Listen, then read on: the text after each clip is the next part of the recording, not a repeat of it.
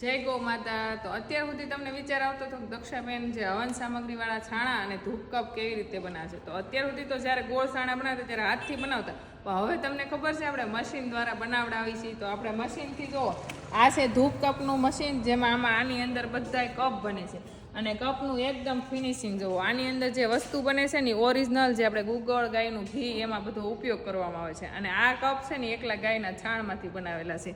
અને બીજી વાત કે આ છાણા છે, આ ગોળ છાણા છે ને એનું એટલું બધું ફિનિશિંગ એટલા માટે હશે કે એ છે ને આ મશીનમાં બને છે. અને આવી રીતના દબાવી પ્રેસિંગ કરી અને મશીનથી બને છે. તો અહીંયા જો આપણા છાણાય બનીને તૈયાર થઈ ગયા છે અને ધૂપ કપ બનીને તૈયાર થઈ ગયા છે. અને ગાયના છાણની અંદર તમામ હવન સામગ્રી, જેમ કે કાળા તલ છે, સફેદ તલ છે, હાળ છે, જવ છે, અને ગાયનું ઘી છે, ગુગળ છે, અને રાળની માટી છે, સુગંધ માટે મેળવવામાં આવે છે, અને કપૂર છે. તો આ છે આપણા સામરાણી કપ અને આ છે આપણે હવન સામગ્રી યુક્ત છાણા. તો જો કોઈને લેવા હોય તો અમારા સ્ક્રીન ઉપર નંબર આવશે, તો સંપર્ક કરવો.